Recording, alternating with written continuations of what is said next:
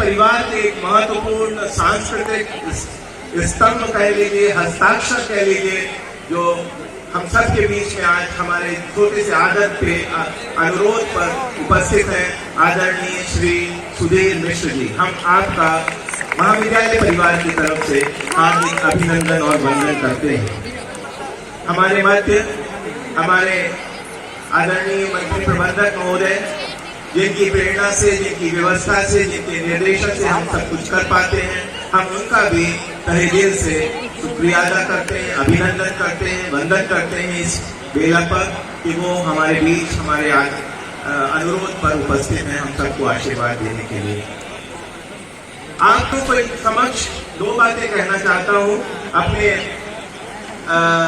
मध्य आदरणीय सुधीर मिश्र जी को पाकर वो बातें बहुत महत्वपूर्ण है, क्योंकि जब हमने इस महाविद्यालय को विभिन्न स्वरूपों में पिछले 36 साल में देखा तो हम इस महाविद्यालय का इतिहास लिख रहे थे। आज हमारे बीच में हमारे असिस्टेंट सेक्रेटरी मैनेजर आदरणीय अनिल शुक्ल जी स्वास्थ्य कारणों से नहीं है।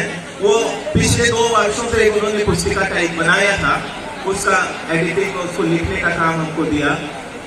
मैं जब उसका पूरा अध्ययन करने लगा तो मुझे ये मिश्र परिवार केवल लखनऊ का सबसे महत्वपूर्ण परिवार नहीं, पूरे भारत का महत्वपूर्ण परिवार दिखा। क्योंकि जो मिश्र परिवार है, जिसने यहाँ कॉलेज के उत्तरोत्तर वृद्धि में अपना महत्वपूर्ण योगदान दिया है, खाली शैक्षणिक क्षेत्र में इस महाविद्यालय की स्थापना ही नहीं, बल्कि सांस्कृतिक, रंगमंच, प्रशासन और विश्वविद्यालय के संचालनों में भी अपनी महती भूमिका अदा की है। हम उस परिवार को आज नतमस्तक हैं, उस परिवार के प्रति अपने श्रद्धा सुमन रखते हैं और उनका आदर करते हैं कि वह परिवार हम सबके लिए अनुकरणीय है। उस परिवार में पंडित श्री जय नारायण मिश्र से श्रृंखला शुरू होती है। Professor S S. Mishra, Shri D N. Mishra, professor R N. Mishra, professor D N. Mishra और श्रृंखला आती है आदरणीय श्री सुधीर मिश्र तक। और तमाम ऐसे नाम हैं जिन्होंने खाली लखनऊ में नहीं, पूरे भारत में काम किया है। तो हमारे विद्यार्थियों को यह बात जानना होगा। हमको लगा कि अपने कुटुंब के मुखिया के बारे में यदि नहीं जाना किसी ने, जैसे हम भारत के बारे में नहीं जानते हैं अगर, तो हम पूरी तरह से भारतीय नहीं है। तो अगर हमने अपने मुखिया के बारे में नहीं जाना तो हम केकेसीएन नहीं है, हमने केकेसी को पूर्ण तरह से जिया नहीं है। यह केकेसी की धरती बहुत महत्वपूर्ण है। 1960 के दशक के मैं आपको बड़े आज मैं हृदय से बहुत प्रसन्न हूँ कि हमारे छोटे से निमंत्रण और आग्रह पर इस महाविद्यालय के पूर्व छात्र के छात्र संघ अध्यक्ष और उस समय जो स्टूडेंट काउंसिल बनती थी उसके प्रधानमंत्री रहे हमारे मध्य प्रोफेसर रमेश दीक्षित जी विराजमान है। ये वो शख्सियत है जिन्होंने यहाँ से शिक्षा प्राप्त की और स्टूडेंट काउंसिल के एक अग्रणी भूमिका में रहने वाले प्रोफेसर रमेश दीक्षित जो जेएनयू में स्टूडेंट काउंसिल के भी प्रेसिडेंट रहे और उसके बाद तमाम ऐसे जगहों पर उन्होंने अपने नेतृत्व की, कुशल नेतृत्व की छाप छोड़ी है, जिससे भारतीय राजनीति भी प्रभावित है और भारतीय राजनीति के छात्र भी लाभान्वित है। मैं उनको भी हार्दिक अभिनंदन और स्वागत करता हूँ। अपने मध्य अपने तमाम ऐसे शिक्षक साथियों को बताना चाहता हूँ और जो लोग नए इस कॉलेज से जुड़े हैं और विद्यार्थियों के बारे में कि यह वो महाविद्यालय है जहाँ सुमित्रानंदन पंत ने आकर अपने काव्य पाठ पढ़े। वह महाविद्यालय है जहाँ पर दिनकर ने भी आकर अपना काव्य पाठ किया है। यह वह महाविद्यालय है जहाँ फादर कामिल गुलके ने आकर अपने यहाँ तुलसी जयंती पर पाठ किया है। यह वह महाविद्यालय है जहाँ पर निशंक जी जैसे एक हस्ताक्षर यहाँ आए, भगवती चरण वर्मा जैसे, भगवती बाबू जैसे लोगों ने यहाँ पर आकर अपने साहित्य रचना से हमारे शिक्षक और छात्र वृंद को अभिषेकित किया है। यह महाविद्यालय तमाम दृष्टि से बहुत महत्वपूर्ण है। यहाँ विज्ञान यदि अपनी उच्चतम शिखर पर पहुंचा है तो यहाँ वह विद्यालय है जहाँ कला और संस्कृति ने भी अपने परचम पूरे भारत में लहराए हैं और उसी परचम को लहराने वाला एक शख्सियत आज हमारे अनुरोध पर यहाँ आपके बीच विद्यमान है। मेरे प्रिय छात्रों, एक कर्तव्य ध्वनि से हम प्रोफेसर श्री सुधीर मिश्र जी का स्वागत करें। सुधीर मिश्र जी के स्वागत में 2-3 बातें कहूंगा, क्योंकि आगे के सत्र में उनके बारे में लंबी चर्चा होनी है और उनके साथ चर्चा होनी है। लेकिन सुधीर मिश्र जी का जो करियर है वो बहुत ही महत्वपूर्ण है। वो बेताज किस्म के व्यक्तित्व के धनी ऐसी शख्सियत है। जब मैं उनको खोजने लगा टीवी के चैनलों के माध्यम से, यूट्यूब के चैनलों के माध्यम से, तो उसमें मुझे दूसरे एक ऐसे सुधीर मिश्र दिखाई पड़ते हैं जो बहुत बिंदास है, जिंदगी को सामाजिक सरोकारों से लबालब जिंदगी को जीने में अपना विश्वास रखते हैं और अपनी कर्मभूमि में सामाजिक सरोकारों का एक छाप छोड़ते हैं। वो सुधीर मिश्र जो 1980 से फिल्म जगत में पहुंचने के बाद 1983, 85, 87, 91 में बड़ी बड़ी महत्वपूर्ण पिक्चरें सिनेमा जगत को देते हैं। वे ऐसे फिल्मकार नहीं है जिनकी सिनेमा 3 माह के बाद ठंडे बक्से में चली जाए। वो फिल्मकार हैं जिन्होंने इस फिल्म जगत को के माध्यम से समाज को सोचने के लिए मजबूर किया है। मुझे बहुत प्रसन्नता है कि मैं आज उनको अपने बीच पा रहा हूं और उनसे फिल्म और समाज का जो गठबंधन है उसके ऊपर चर्चा करूंगा। मैं लखनऊ के नफासत और विरासत के परिप्रेक्ष्य में सुधीर मिश्र जी को निमंत्रित करूंगा कि वे हमको कुछ बताएं। सुधीर मिश्र जी को 1987 में Indira Gandhi award for best debut मेरा जो पिक्चर बहुत अच्छी आई, ये वो मंजिलें तो नहीं, मैंने वो पिक्चर सबसे पहले देखी। मुझे लगा कि क्या सुधीर, और ये मुझे बताया मैनेजमेंट कमेटी के ही एक सदस्य ने कि अगर देखना है सुधीर को तो ये देखिए। उसके बाद तो सुधीर जी की पिक्चरें देखने के लिए मन रोज बाधित करता था कि नहीं जाओ देखो, तो मैं रात में 11 बजे के बाद सुधीर जी की पिक्चरों को देखने का सिलसिला शुरू किया और मुझे लगा कि जो मैं जिंदा हूँ पिक्चर सर ने बनाई थी, क्या गजब की पिक्चर थी। उसमें उनको बेस्ट फिल्म का नेशनल फिल्म अवार्ड भी प्राप्त हुआ। उसके बाद मुझे एक पिक्चर देखने को मिली, धारावी।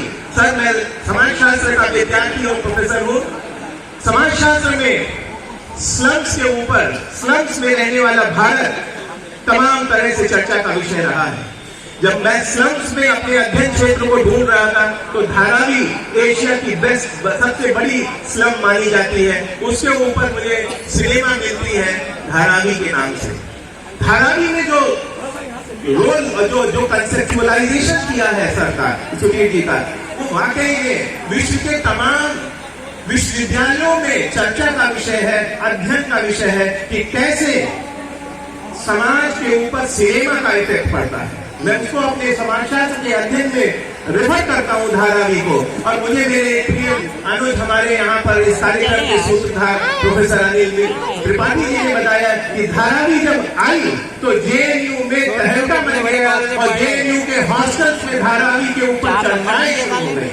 धारावी पे नहीं बल्कि समाज में उन स्लम में रहने वाले लोगों के जीवन के ऊपर वो पिक्चरें जो ऐसा इतिहास रच देती है। उसके निर्माता निर्देशक आज हमारे बीच में जब है, मैं मानता हूँ एक पिक्चर सर की आई हजारों ख्वाहिशें ऐसी, वो एक हस्ताक्षर सिनेमा है।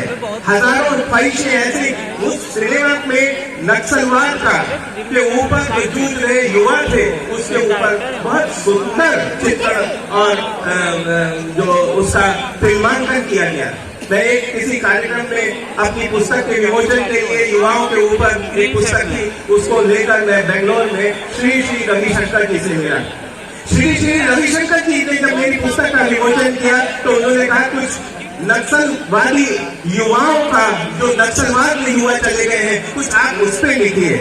मैं ढूंढ रहा था तो उसी समय ये सिनेमा आई थी और साहब वो सिनेमा नक्सलवाद के जो एक चित्र है जो हमको पढ़ाया जाता है, जो अखबार में दिया जाता है, जो तमाम जो न्यूज चैनल में दिखाया जाता है, वो नक्सलवाद का एक चित्र और दूसरी तरफ सुधीर मिश्रा की वो सिनेमा जिसमें नक्सलवाद में फंसे 3 युवाओं की कहानी है। एक लंदन से आती है, एक बिहार के ऐसे क्षेत्र से आने वाला युवा है जो वास्तव में अपनी जमीन से जुड़े मौलिक प्रश्नों के लिए संघर्ष कर रहा है। और तीसरा वो युवा है जो भारत के मध्यम वर्गीय समाज का एक सदस्य है, जहां गांधी और नेहरू के मूल्य पढ़ाए जाते थे। उसके पिता बताते हैं कि नेहरूवाद क्या है, गांधीवाद क्या है, उसमें वो पल रहा है, बढ़ रहा है। तीन विचारधाराओं के युवक जब एक जगह आते हैं और वो अपने चश्मे से नक्सलवाद के उस समस्या को देखते हैं, वो एक बहुत महत्वपूर्ण पक्ष आदरणीय सुधीर मिश्र जी ने अपनी सिनेमा में रखा।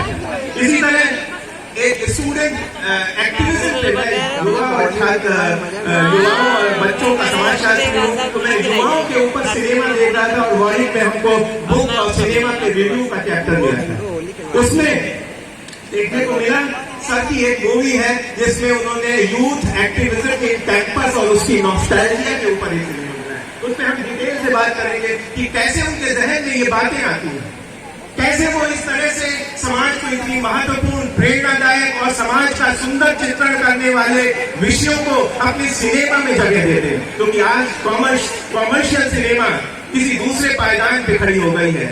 वहां पर व्यक्तियों के व्यक्तित्वों का महिमा मंडन करने वाला सिनेमा सामने आ रहा है। दूसरी तरफ समाज के उन पक्षों का चित्रण करने वाला सिनेमा भी विद्यमान है। हमें देखना होगा कि वो कौन सा सिनेमा है जो हमारे समाज के लिए समाजोपयोगी है और समाज का सही चित्रण करता है। जब कभी इतिहास समाज के और सिनेमा जगत के उन सिनेमाओं का मूल्यांकन करेगा तो कभी भी सुधीर मिश्र जी के सिनेमा को और उनकी फिल्मों को नजरअंदाज नहीं किया जा सकेगा, बल्कि उसको शीर्ष पे रखा जाएगा।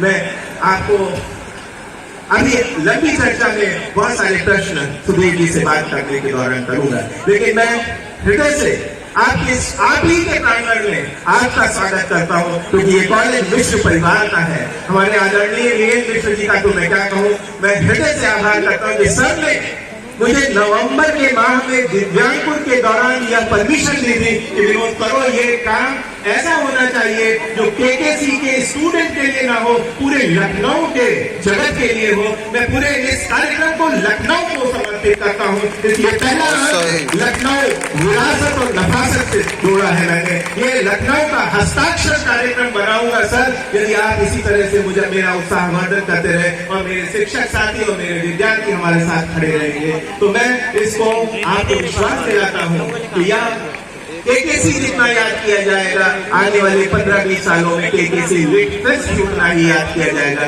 जैसे जयपुर लिट फेस्ट होता है वैसे ही केकेसी लिट फेस्ट होगा। इसलिए पहला इस कार्यक्रम का आगाज और इसमें हमारे मुख्य अतिथि आदरणीय सुधीर मिश्रा जी का अभिनंदन स्वागत और मंच पे विराजमान हम सबके प्रेरणा स्रोत आदरणीय वीरेंद्र मिश्र जी का पुनः स्वागत और अभिनंदन। इन्हीं शब्दों के साथ मैं वाणी को स्थगित करते हुए अगले सत्र के लिए आमंत्रित करता हूँ।